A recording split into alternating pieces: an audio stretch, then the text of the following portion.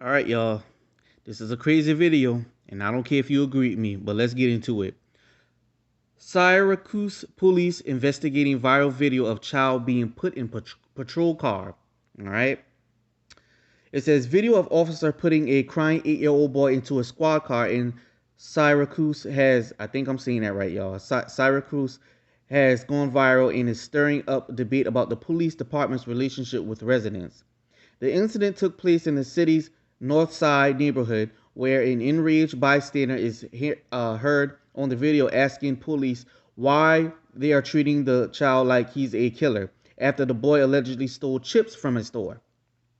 The police said they are reviewing the incident and claim that they never handcuffed the boy and he was never brought to the station or was charged. There is some misinformation involving this case, police said in a statement. The juvenile suspected of larceny was not placed in handcuffs. He was placed in the rear of a patrol unit where he was directly brought home. Officers met with the child's father and no charges were filed.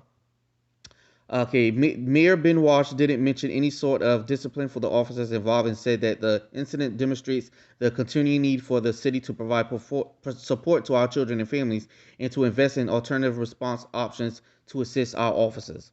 Okay, I'll put the video in the link, but from what I saw, and I'm pretty sure y'all seen it by now, and if not, again, I'll put the video in the link. But I saw the camera was on. The boy is being taken to the car. The boy is kind of like, you could tell he don't want to go to the car. You could it look like he probably did something wrong. Sometimes when a child do something wrong, they crying, they act a little bit unruly sometimes. So that's what I saw from the little kid, right?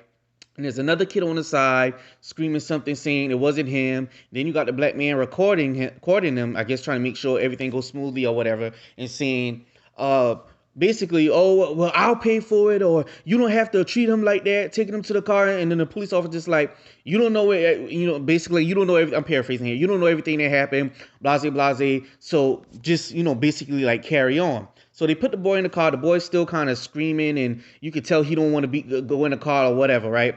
So now people are outraged on this. When I went on Instagram, I saw people posting it and sharing it, and it already has over 1 million views at this point. And a lot of people are upset and in their feelings. And at first, I was just like a little like, is this legal? I got tied up into they're arresting him. But they just had his hands behind his back, like holding him and trying to lead him to the car or whatever. So they said they didn't arrest him and that they took him to his father. With that being said, I also saw people who lived in the area. They say they're taking this overboard, meaning the public. They're making a big fuss about this. That's a horrible part. That's a bad part. The child was stole. They take him to his parent. That's it. It's not a big deal. But this is my thing, okay? I feel like we have to stop, black people, I'm talking to us. We have to stop being so triggered by white and black encounters, okay? Because had that was a black police officer taking him in a car and taking him to his father, we wouldn't been crying and complaining, bitching and complaining like this. We would see it for what it is.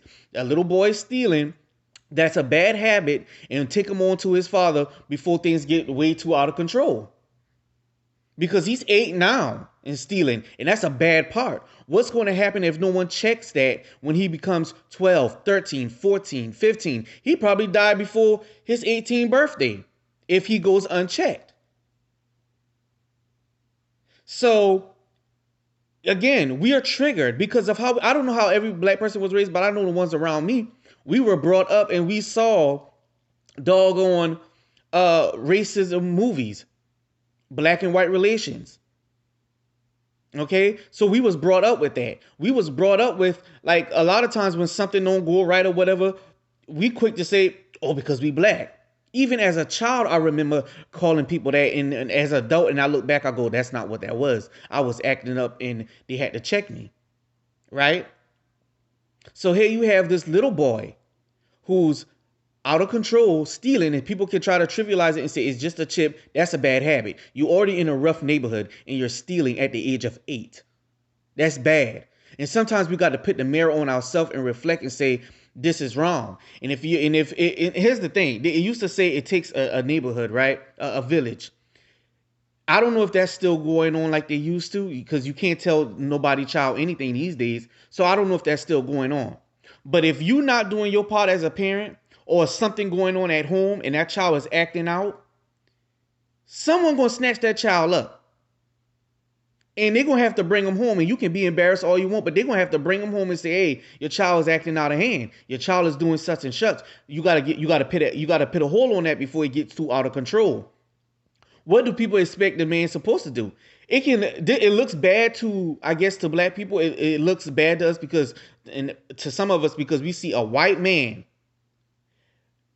and a black kid, and the black kid is kind of and somewhat resistant, like he's trying to put his foot down, like he don't want to go. So, and he's screaming and yelling, so it makes it look bad. Oh, like, oh, the white man, he's trying to hurt him. Oh my God, no, he's just trying to take his ass to the doggone cop car so he can take him to his father and say, hey, check, this your son. You got to make sure get it together. That's all. That's all they really trying to do. So we got to stop being so triggered, and we got to start understanding that something may be going on at home. Because first of all, I gotta ask something about your mindset. You in a rough neighborhood. Well, I'm not. Well, I don't know. But if I would assume if he's out there, they must be still living in a rough neighborhood. Bad enough you having kids and you living in the hood. You ain't got the funds to get up on out there, and now you got the child out there at the convenience store or whatever, stealing, hanging out with a bunch of other hood boogers, stealing. That's not good. But you got to get a hold of that before it's too late. That cop ain't did nothing wrong as far as I can tell. I don't see what else he's supposed to do. That cop didn't body slam the kid. He just took him.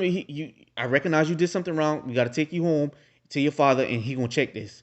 That's it.